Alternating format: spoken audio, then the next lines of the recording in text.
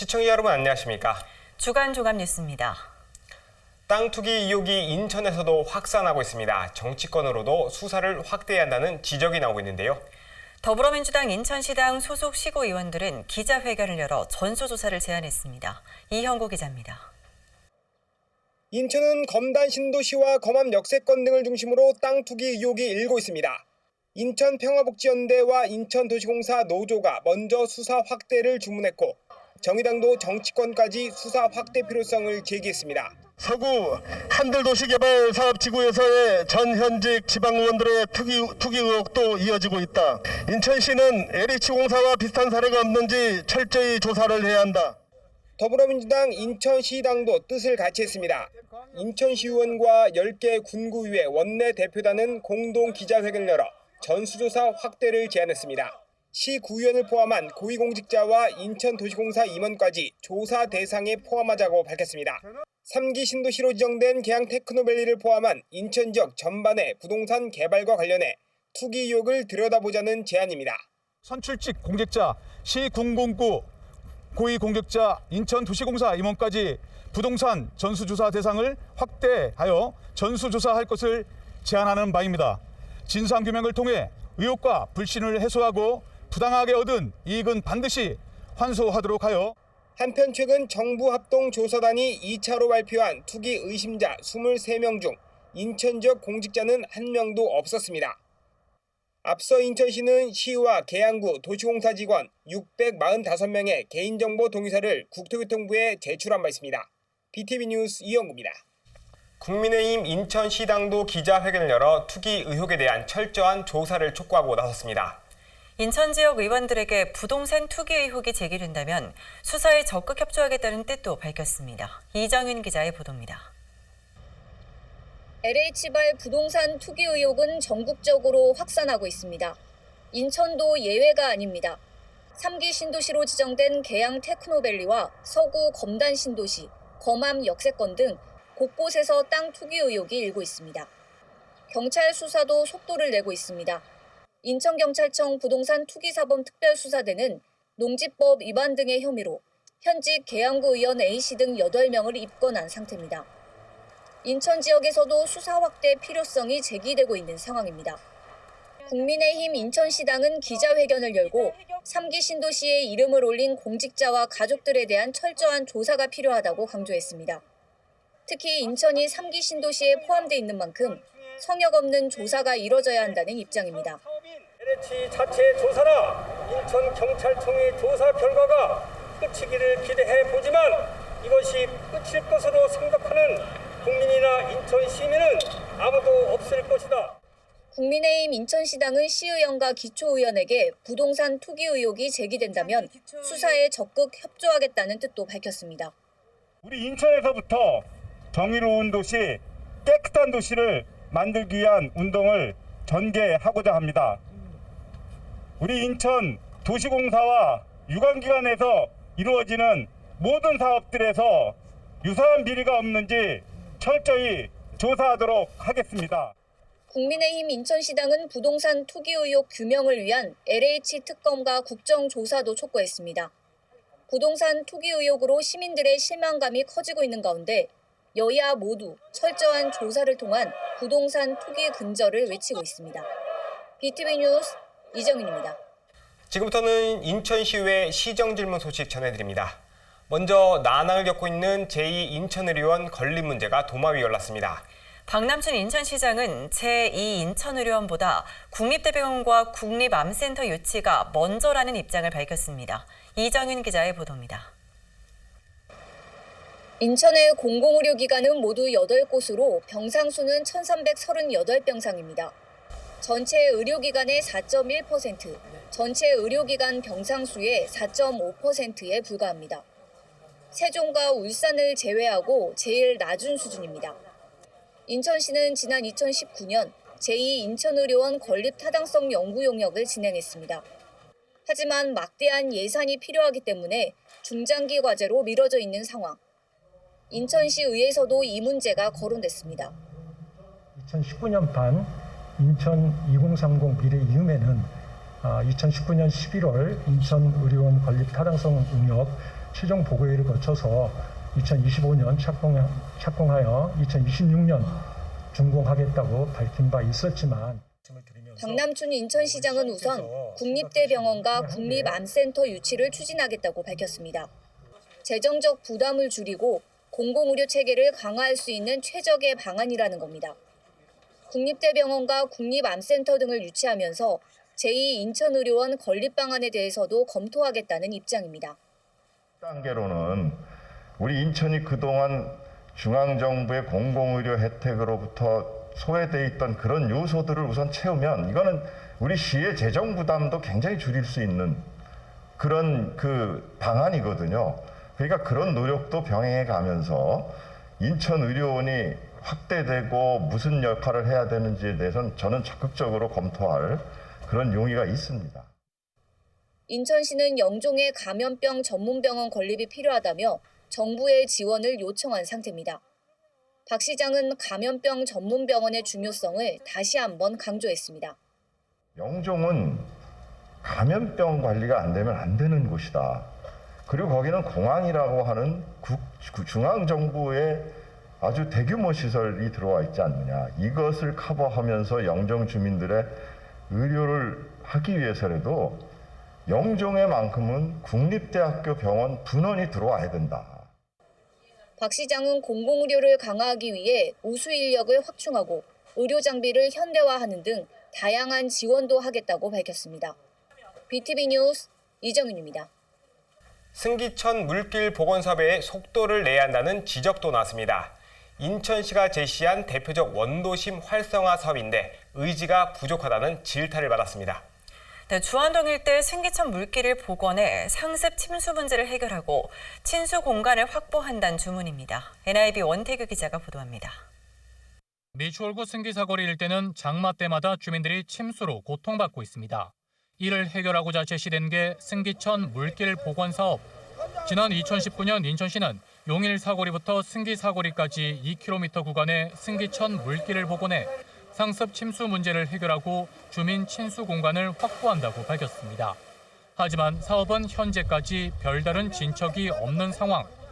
인천시 의회 제5차 본회의에선 이 문제가 도마 위에 올랐습니다. 정창규 의원은 지지부진한 승기천 복원 사업에 대한 문제점을 지적했습니다. 정 의원은 추진 부서의 의지가 부재했다고 비판했습니다. 아니 인천시가 승기천 복원과 같은 사업을 송도나 청라 등의 경제자유구역청에서 추진하겠다 밝혔다면 어땠을까? 인천시는 원도심을 위해 무엇을 했는지 물어보고 싶습니다. 승기천 복원 사업은 사업 시작부터 논란이 됐습니다. 인천시의 경우 사업비를 3,600억 원으로 추산한 반면 사업 추진을 공약했던 허종식 국회의원은 800억 원으로 사업이 가능하다 봤기 때문입니다. 같은 사업을 두고 양쪽이 추산한 예산은 4배 이상 차이가 발생했습니다. 게다가 국비 절반을 지원받았던 생태하천 복원 사업이 지방 사무로 전환돼 국비 지원이 끊기면서 지자체 부담이 커졌습니다. 정창규 의원은 인천시가 주민들에게 대안을 내놔야 한다고 지적했습니다. 원도심 주민들에게도 하늘 담은 승기천을 그릴 수 있다는 희망과 꿈을 보여줘야 합니다. 원도심 주민들은 30년 전 인천 내 중심이었고 제리를 권하였던 주안을 잊지 못합니다. 민선 7기 대표적인 원도심 활성화 계획인 승기천 물길 복원 사업이 정상적으로 추진될 수 있을지 주목됩니다. NIB 뉴스 원태규입니다.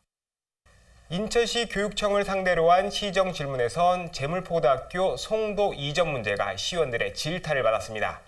중구와 동구 등 원도심의 반발이 거센데요. 11년 전에 한 차례 무산된 바 있는 재물포고 이전 논란이 되풀이되는 분위기입니다. 이형구 기자입니다. 중구 전동에 자리한 재물포 고등학교. 11년 전 한 차례 무산된 신도심 이전이 재추진되고 있습니다. 인천시 교육청은 재물포고를 송도로 이전하고 그 자리에 인천교육복합단지를 조성한다는 계획입니다. 원도심의 반발은 거셉니다. 중구 출신 안병배 시의원은 시정 질문에서 재개발 재건축으로 2030년까지 2만 1,000가구가 입주하고 학생 유발률은 1,600명에 달한다고 강조했습니다. 이는 학교 두어 곳이 필요한 수치인데 내양 재개발까지 감안하면 미래 원도심은 학교 부족에 시달릴 것이라고 주장했습니다. 지금 내양 재개발이 2023년서부터는 본격적으로 진행이 됩니다. 그럼 그 주변들이 개발이 되고 주거단지로 변모가 된다면 예정보다 많아져서 한 2,000명 정도의 학생이 늘어난다고 보는데 이때 늘어난 학생들을 어디다 수용할 건지. 동구 출신 남궁형 의원도 강하게 반발했습니다. 최근 지역 내 유일한 여자고등학교를 빼앗긴 선례가 있는 만큼 걱정이 더 큽니다. 지난 2015년 원도심 동구에 있던 방문여자고등학교가 송도로 이전한 이후 동구의 교육 환경은 막대한 피해를 받아왔으며 그동안 원도심 교육 환경 개선을 기대하며 묵묵히 피해를 감내해온 학부모님들에게는 말로 표현할 수 없는 아픔과 눈물을 남긴 선례를 잊지 말아야 할 것입니다. 도성훈 교육감은 추진 의지를 재확인했습니다. 원도심은 학생이 줄고 신도심은 학생이 부족해 학교 재배치가 불가피하다는 설명입니다. 도 교육감은 원도심과 신도심이 윈윈할 수 있는 방안을 추진하겠다고 밝혔습니다. 재고도 여건을 개선하고 또 우리 인천 아이들의 진로를 열어갈 수 있는 그런 진로교육원을 비롯해서 미래 교육의 기반이 될 수 있는 그런 시설들을 만들면 재고도 좋고 또 이 원도심에 있는 중구나 동구에서 그동안 할 수 없었던 그런 자유학기제의 체험활동이라든가 또는 방과 후 활동이라든가 이런 부분까지도 함께 만들어갈 수 있지 않겠는가. 이날 시정 질문에서 시교육청이 정책 발표 이전에 설명이 전무했다는 질타를 받았습니다. 이에 대해 도 교육감은 다음 달까지 3차례 진행되는 주민 설명회에서 추진 계획을 상세히 설명하겠다는 입장을 밝혔습니다. BTV 뉴스 이영구입니다. 다음 소식입니다. 최근 중구의 한 어린이 보호구역에서 초등학생이 화물차에 치여 숨지는 사고가 발생했습니다. 이 일대는 평소에도 대형 트럭들이 많이 다녀 학부모들의 불안감이 컸는데요. 안타깝게 숨진 학생의 넋을 기리기 위한 작은 추모식이 열렸습니다. 이정윤 기자의 보도입니다. 어린이 보호구역에서 사망사고가 발생한 중구의 한 초등학교 앞입니다. 학교 정문에는 추모 공간이 마련됐습니다. 학생들은 고사리 손으로 국화꽃 한 송이를 올리고 잠시 묵념의 시간을 갖습니다. 시민들이 놓고 간 인형부터 우유 등 간식거리까지 화물차에 치여 안타깝게 목숨을 잃은 초등학생 모교에서 작은 추모 행사가 열렸습니다. 트럭이 조금만 다녔으면 좋겠어요. 학교니까 트럭이 애들이나 애들을 위해 가지고 조금만 다녔으면 좋겠고 그 애에 대해서는 너무 슬퍼요. 그 애는 저보다 어린 애인데 그렇게 빨리 가니까 뭔가 더 황당하고 너무 슬프고. 지난 18일 중구 신흥동의 한 초등학교 앞 스쿨존에서 초등생 A양이 25톤 화물차에 치여 숨졌습니다. 이 일대는 평소에도 대형 트럭들이 자주 지나다녀 학부모들의 불안감이 컸습니다. 이 때문에 이번 사망사고는 예견된 참사라며 대책 마련을 촉구하고 있습니다. 그래도 주변에 이렇게 대형 트럭 차들이 많이 다니니까 지금 4학년인데도 제가 계속 아침, 저녁 이렇게 시간대마다 이렇게 데리러 오거든요. 아무래도 아이들끼리 이제 신호등 이런 데 건너는 게 불안해서. 그래서 이번에 사고 난 거에 대해서도 너무 마음이 아프고 뭔가 이렇게 개선이 필요할 것 같아요. 일명 민식이법이 시행된 이후에도 잇따르고 있는 스쿨존 사망사고. 인천시 교육감은 현장을 방문해 관련 대책을 논의했습니다. BTV 뉴스 이정윤입니다.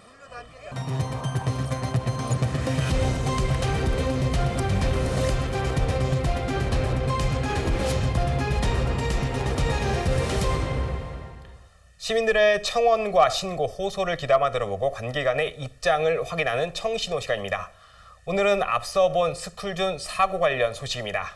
네, 청와대 국민청원의 스쿨존에 트럭을 다니지 못하게 해달라는 글이 올라왔습니다. 문제가 무엇인지 이영구 기자가 취재했습니다. 청와대 국민청원 게시판에 올라온 글입니다. 스쿨존에 트럭이 못 다니도록 해달라는 내용인데요. 지난 18일 중구의 한 초등학교 주변 횡단보도에서 11살 학생이 화물차에 치여 숨지는 안타까운 사고가 발생했죠. 사고로 희생된 학생이 자신의 동생 친구라고 소개합니다. 동생이 다치거나 친구들이 사고를 당할까 우려하고 있는데요. 학교 앞에 트럭이 왜 다니냐고 묻습니다.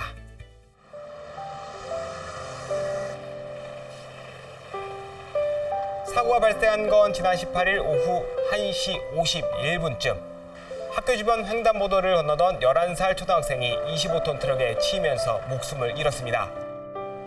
이 학교 정문 앞에는 대형 화물차가 오갑니다. 스쿨존인데도 주변 도로의 제한 속도는 50km로 설정돼 있습니다.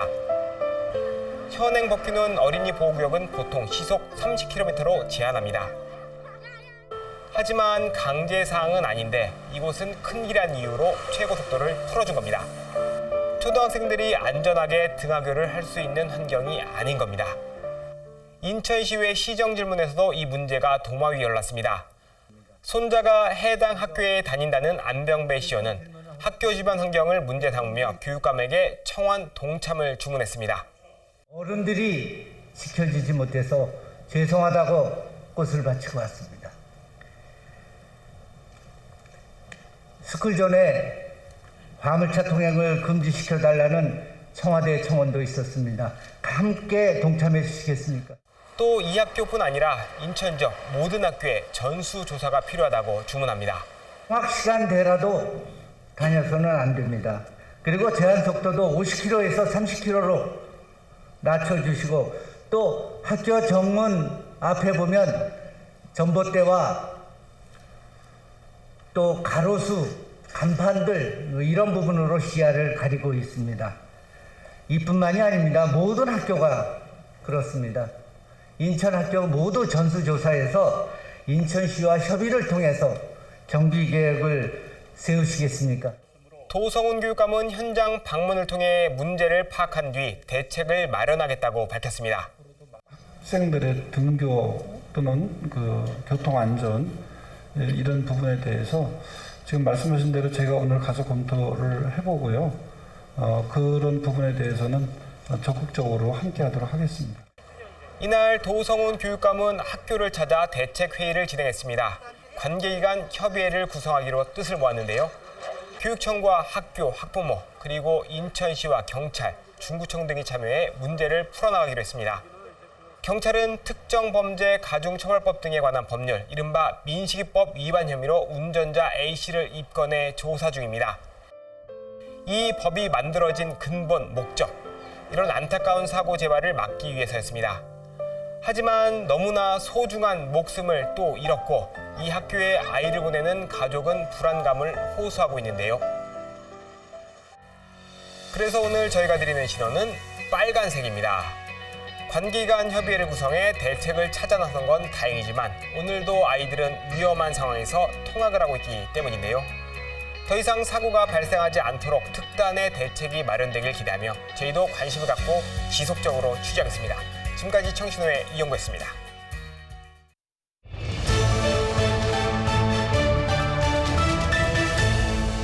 서구는 수도권 매립지와 각종 폐기물 업체들이 난립해 있죠.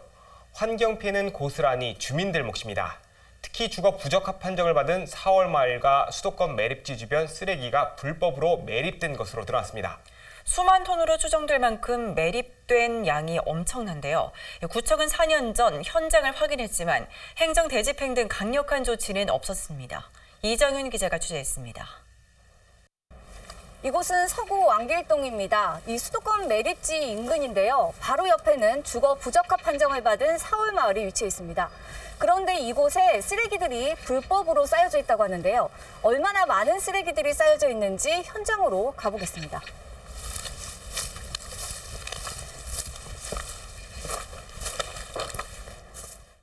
현장 안으로 들어가자 쓰레기 매립장을 방불케 합니다. 폐 전선부터 안전모자까지 건설 현장에서 나온 폐기물이 가득합니다. 폐 타이어와 플라스틱, 비닐 등 쓰레기 종류도 다양합니다. 성면으로 의심되는 폐기물도 그대로 방치돼 있습니다. 보시는 것처럼 건설 폐기물을 포함해서 각종 쓰레기들이 이렇게 산처럼 쌓여 있습니다. 이 쓰레기가 쌓인 높이는 무려 최대 15m에 달합니다. 3,000제곱미터 규모 부지에 폐기물이 불법으로 매립된 겁니다. 불법으로 버려진 쓰레기는 수만 톤으로 추정됩니다. 문제는 쓰레기에서 발생하는 침출수로 인근 하천과 지하수는 물론 토양 오염까지 우려되고 있다는 겁니다. 쌓여있는 폐기물 성상을 보면 일반 생활 폐기물은 아닌 것 같고요. 건설 현장에서 나온 폐기물로 보입니다. 근데 그렇게 되면 이제 특정 관리해야 되는 유해 물질까지도 확인이 될 수 있거든요. 그렇기 때문에 토양 오염 문제뿐만 아니라 주변의 지하수와 하천에도 영향을 끼칠 수 있는 우려가 있기 때문에 조사가 좀 필요한 상황이라고 보여집니다. 취재 결과 폐기물 불법 매립에 대한 민원이 처음 접수된 건 지난 2017년 8월입니다. 구청은 그동안 5차례에 걸쳐 조치 명령을 내리고 형사 고발 조치를 취했습니다.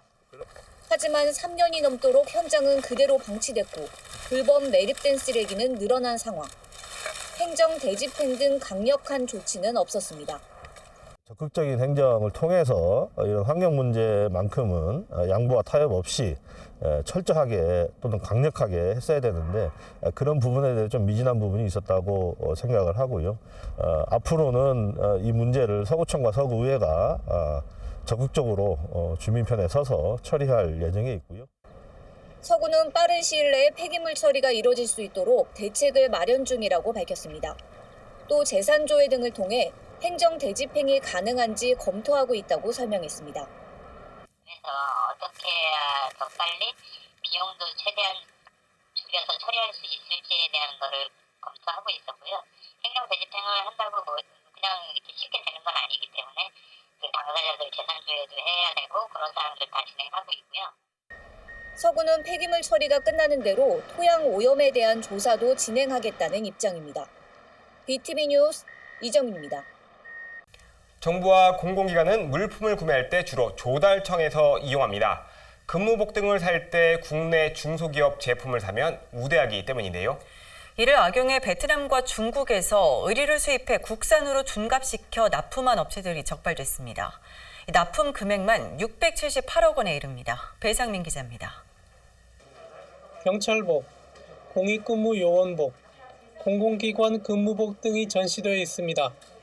국산으로 납품됐지만 모두 베트남, 중국 등지의 수입 의류입니다.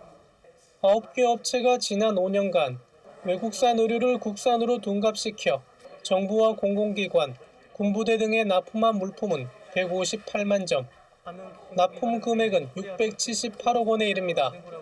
납품처는 경찰청과 소방청, 한전, 적십자사, 인천공항공사, 가스공사, 철도공사, 군부대 등 31개 기관에 이릅니다.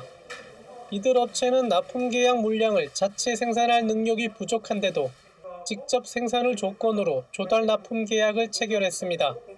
이후 베트남, 중국 등에서 생산한 완제품 의류를 수입한 다음 원산지 표시 라벨을 제거하고 재포장하는 라벨 가리를 했습니다. 특히 수사기관의 단속을 피하기 위해 제3의 국내 업체를 통해 수입하는 치밀함을 보였습니다. 통관 단계에서는 법적으로 처벌할 게 없습니다. 근데 왜냐하면은 그렇기 때문에 원산지 라벨을 제대로 붙여서 온 거고요. 이게 통관된 이후에 판매업자가 그 원산지 라벨을 제거하기 그런 거고, 그러기 때문에 다른 수입업체 명의로 수입하게 되는 겁니다. 또한 조사 과정에서 중국산 방호복 4만 7천여 점을 국산으로 둔갑시켜 수출하려던 업체도 추가로 적발했습니다. 인천본부세관은 9개 업체를 대외무역법 위반으로 입건해 지난 1월 검찰에 송치하고 조달청에 관련 정보를 통보했습니다. BTV 뉴스 배상민입니다. 인천시는 최근 화물차 주차장의 최적지를 찾는 용역 결과를 발표했죠. 위치는 송도 909 아물류 2단지였는데 논란은 사그라들지 않고 있습니다. 송도 주민들은 결과를 정해둔 표적 용역이라고 주장했는데요. 지역 정치권까지 거세게 반발하고 있습니다. NIB 원태규 기자의 보도입니다. 송도 주민들이 인천시청 앞에 모였습니다. 주민들은 인천시가 최근 공개한 화물 주차장 용역 결과에 반발했습니다. 주민들이 가장 우려하는 건 안전입니다. 화물차 주차장이 들어서면 승용차와 화물차의 충돌이 불가피한 구조란 지적입니다. 주민들은 이번 용역이 송도 909로 미리 결과를 정해놓은 표적 용역이라고 비판했습니다. 그런데 이번 용역은 10만 제곱미터 이상의 땅만을 대상지로 추렸는데 10만 제곱미터면 대학 캠퍼스도 조성 가능한 면적으로 수도권 도시 인천에서 활용 가능한 10만 제곱미터를 찾기는 어렵습니다. 인천시를 향한 지역 정치권의 반발도 거세졌습니다. 인천시가 주민들의 의견을 무시한 용역 결과를 내놨다며 비판의 목소리를 높였습니다. 더불어민주당 정일영 의원은 용역 결과를 백지화하라고 촉구했습니다. 인천시장이 대담하게 용역 결과를 백지화하고 새로운 후보지, 대체지, 우리 주민들과 제가 함께 제시한 대체지로 바꿔야 됩니다. 국민의힘 민현주 당협위원장은 인천시의 행정을 독재 행정이라 비판했고 박남춘 시장과 인천시는 응답해야 합니다. 이 독재 행정 언제까지 계속갈 것인지 반드시 응답하시기 바랍니다. 정의당 이정미 연수구 위원장은 정부의 예비 타당성 조사를 통과하지 못한 화물주차장 건립을 인천시가 강행하려 한다고 지적했습니다. 기재부를 통해서 이 자료를 확보를 해서 송도 주민들과 이미 다 공유를 하고 있는 것입니다. 송도 주민들을 정말 멍청이를 아는 것입니까? 인천시는 주민들의 협조를 요구하고 있습니다. 조택상 균형발전 정무부 시장은 시민 안전과 쾌적한 주거 환경 확보를 위해 주민들과 적극 소통하겠다고 밝혔습니다. 하지만 주차장 설치는 더 이상 미룰 수 없다는 입장입니다. 항만 물류 노동자들은 화물차 주차장을 조속히 설치해 줄 걸 촉구하고 있기 때문입니다.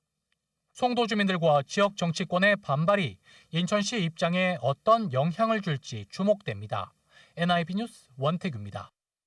코로나19 사태 이후 학교는 밀집도 최소화가 최대 과제입니다. 과밀학급 해소가 교육 현안으로 제기됩니다. 전교조가 방역은 물론 교육 격차 해소를 위한 학급당 학생 수 감축에 법제화를 촉구하고 나섰습니다. 배상민 기자입니다. 코로나19 장기화로 교육 현장에선 고질적인 과밀학급에 대한 우려가 커지고 있습니다. 2020년 교육 통계 기준 학급당 학생 수는 유치원 16.7명, 초등학교 21.8명, 중학교 25.2명, 고등학교는 23.4명입니다. 학급당 학생 수가 30명을 넘는 과밀학급도 전국적으로 2만 2천여 개나 됩니다. 인천의 경우 학생 수 20명을 초과하는 학급 수를 살펴보면 초등학교 5,590개, 중학교 2,362학급, 고등학교는 2,572개나 됩니다. 교육의 질 저하는 물론 학습 격차, 기초학력 부진에다 밀집도 포화의 문제가 제기되는 상황. 보살핌을 주고 싶어서 굉장히 힘이 들게 아이들을 지도를 하는데 1대 26은 엄마가 체력적으로 또 정서적으로 아이들을 위해서 할 수 있는 인원이 아닙니다. 아이들한테 제가 하루 종일 가장 많이 하는 말이 그겁니다. 기다려줄래?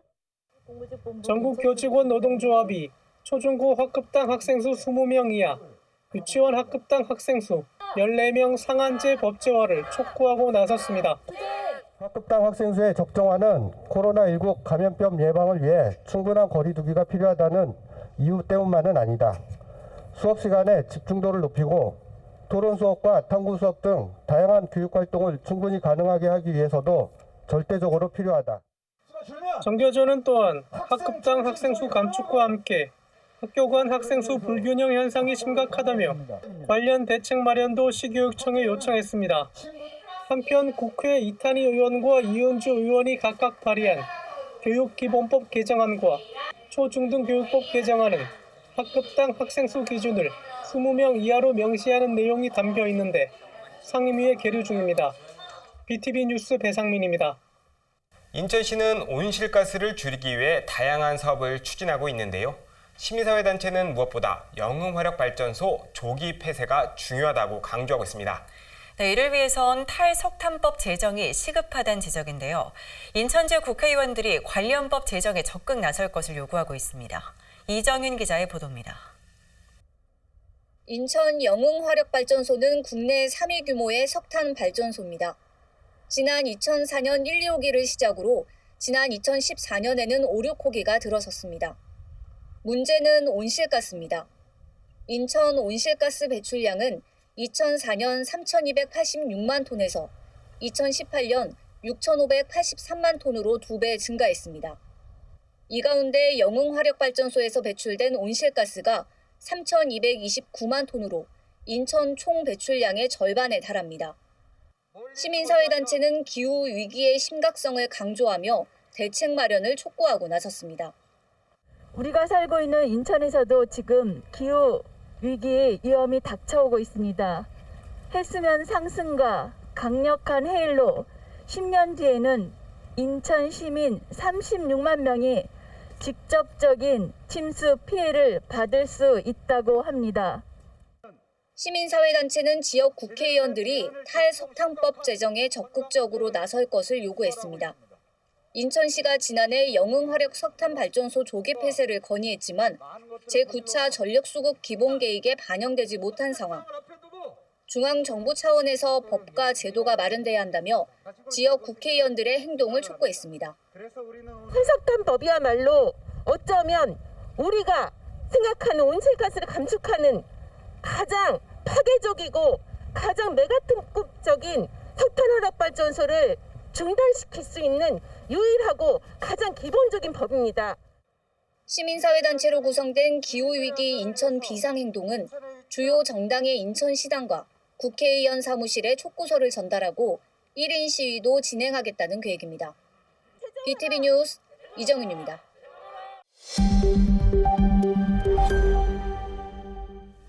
(4월부터) 일반 국민을 대상으로 한 코로나19 백신 접종이 시작됩니다. 75세 이상 어르신들이 먼저 백신을 접종합니다. 대규모 접종을 앞두고 인천시가 백신 접종 모의 훈련을 진행했습니다. NIB 원태규 기자의 보도입니다. 연수구 선악체육관에 설치된 예방접종센터입니다. 백신 접종 대상자들은 발열 확인을 하고 접종센터에 들어가 문진표를 작성합니다. 의사와 몸 상태를 상담하고 주의 사항을 안내받습니다. 이상반을 확인하기 위해서 15분 정도 여기 계셔야 됩니다. 칸막이로 설치된 접종실에서 백신 접종이 이루어집니다. 접종 이후엔 혹시 모를 이상 반응에 대비해 15분 이상 편안한 자세로 대기합니다. 긴급 상황에 대비한 훈련도 진행됐습니다. 맞은 지 1분 20초 만에 기침하시면서 호흡을 호흡하시고 이상 반응자의 몸 상태를 즉시 확인합니다. 의사가 응급처치를 한 뒤 신속히 상급병원으로 이송합니다. 4월 1일부터 일반 국민을 대상으로 코로나19 백신 접종이 시작되는 가운데 인천시가 백신 접종 모의 훈련을 진행했습니다. 철저한 준비로 계획대로 순조롭게 백신 접종을 진행한다는 계획입니다. 인천시는 오는 4월 1일부터 75세 이상 어르신을 대상으로 백신 접종을 시작합니다. 인천의 주민등록상 거주지를 둔 75세 이상 어르신 16만 7천 명이 대상입니다. 백신 접종을 위해선 사전에 대상자로 등록을 완료해야 합니다. 오는 25일까지 거주지 행정복지센터를 직접 방문하거나 통장이 집으로 방문했을 때 백신 접종 동의서를 작성하면 됩니다. 현재 연수구 선악체육관과 부평구 삼산월드체육관, 서구 인천 아시아드 주경기장이 권역별 예방접종센터로 운영됩니다. NIB 뉴스 원태규입니다. 앞서 보신 것처럼 지자체는 4월부터 시작될 접종 준비에 한창입니다. 보통 체육관 등을 빌려 예방접종센터를 마련하는데 남동구는 상급병원에 설치하게 됩니다. 권역 책임 의료기관으로 지정된 길병원은 건물 2개 등을 지원하기로 했습니다. 응급 상황 발생 시 즉시 대처할 수 있다는 것도 장점으로 꼽힙니다. 이형구 기자입니다. 가천대 길병원 코로나19 백신 제조실입니다. 백신 한 병을 개봉해 주사기 67개에 옮겨 담습니다. 백신을 보관하고 소분할 때 안정성을 높이기 위해 클린 벤치, 즉 무균 실험대도 도입했습니다. 작업 중 완전 무균 상태를 유지해 오염된 공기의 침입을 막는 데 일반 검사가 아닌 예방접종 시 사용하는 건 드문 경우입니다. 아래층에는 냉동고도 있습니다. 마이너스 70도 냉동고가 있어서 저희가 화이자 백신 자체를 해동 전에 걸 가져와도 저희 병원에서는 그냥 처리가 가능하죠. 4월부터 만 75세 이상 접종을 시작하는데 남동구민은 이곳 길병원에서 접종합니다. 옛 어린이병원 건물에서 접종을 합니다. 이후 바로 옆에 위치한 한방병원 건물에서 대기하며 관찰합니다. 길병원은 건물 2동과 의료 인력을 지원합니다. 남동구와 길병원은 이런 내용의 양해각서를 체결했습니다. 남동구의 접종 문제는 우리가 어쨌거나 다 해결을 하겠다. 우리 집안 일이다, 우리 병원 일이라는 생각으로 앞으로 이 남동구 이 코로나 방역 사업에 철저히 저희가 준비도 잘해서 차질 없이. 대다수 예방접종센터는 체육관 등에 설치합니다. 넓은 공간에서 많은 사람을 관찰할 수 있는 게 장점으로 꼽힙니다. 하지만 안악팔락시스 등 응급상황 발생 시 상급병원으로 이송해야 하는 건 단점입니다. 상급병원에서 접종을 하는 남동구의 경우 응급상황 발생 시 즉시 처치가 가능하고 의료 지원이 원활하다는 장점이 있습니다. 상급 종합병원인 우리 불병원에서 우리 지역민들의 건강을 또 생각하고 또 직접 접종센터를 열게 되어서 너무나 우리 국민에게는 희망적이고 또 안정감을 줄 수 있다. 남동구는 의사가 부족할 경우 남동구 의사회와 협업해 아침 시간과 주말을 이용한 대규모 접종을 실시할 예정입니다. BTV 뉴스 이영구입니다. 국내에선 지난해 1월 코로나19 첫 확진자가 발생했는데요. 코로나19가 장기화하면서 의료진들은 1년 넘게 현장에서 사투를 벌이고 있습니다. 인천시가 고마운 마음을 담은 응원 키트를 제작해 의료진들에게 전달하기로 했습니다. 이정윤 기자입니다. 자원봉사자들의 손길이 분주합니다. 바디용품과 세면도구 등 생필품을 에코백에 정성껏 담는 자원봉사자들. 라면 등 먹거리까지 챙겨 포장합니다. 코로나19 의료진을 위한 응원 키트를 제작하는 겁니다. 1년 넘게 밤낮 없이 고군분투하는 의료진에게 힘과 용기를 전달하기 위해 마련된 행사입니다. 한국서부발전이 후원금을 전달하고 인천시 자원봉사센터가 응원 키트 제작에 참여했습니다. 제작 현장에는 박남춘 인천시장과 신은호 인천시의회 의장도 동참했습니다. 이날 제작한 응원 키트는 모두 1,200개에 달합니다. 이것을 만들어서 오늘 인천의료원을 포함한 길병원, 인하대학병원, 또 각 군구 보건소 의료인들에게 고맙다는 뜻을 담아서 이 정성스러운 오늘 행사를 하게 되었습니다. 인천시는 응급키트 제작과 별도로 취약계층을 위한 방역 물품도 전달할 예정입니다. 또 소상공인과 자가격리자를 대상으로 손소독제와 식료품도 지원한다고 밝혔습니다. BTV 뉴스 이정윤입니다. 남동구 서창 2동은 신도시로 조성됐지만 복지시설이 전무한데요. 이런 문제를 개선할 서창 마을 어울림센터가 문을 열었습니다. 취약계층을 지원하는 건 물론 주민 역량을 키우는 다양한 교육도 진행됩니다. 이형구 기자입니다. 신도시로 개발된 남동구 서창 2동. 인구 4만 명이 거주하는 쾌적한 도시로 성장했습니다. 다만 저소득층이 8%를 차지할 만큼 복지 수요가 많지만 복지관은 한 곳도 없습니다. 때문에 만송 등 주변 시설을 이용했는데 이제 이런 불편을 덜게 됐습니다. 취약계층 지원을 위한 서창마을 어울림센터가 문을 열었습니다. 지금까지 여러 복지 프로그램 및 이웃돕기 그런 행사가 있었습니다만 그런 행사가 더 모범적이고 소수원수범, 뭔가 주민에 가까이 가는 그런 복지 프로그램과 이웃돕기에 앞장서겠습니다. 서창마을 어울림센터는 정부가 선정하는 사회부장 특별지원 구역사업에 선정돼 추진됐습니다.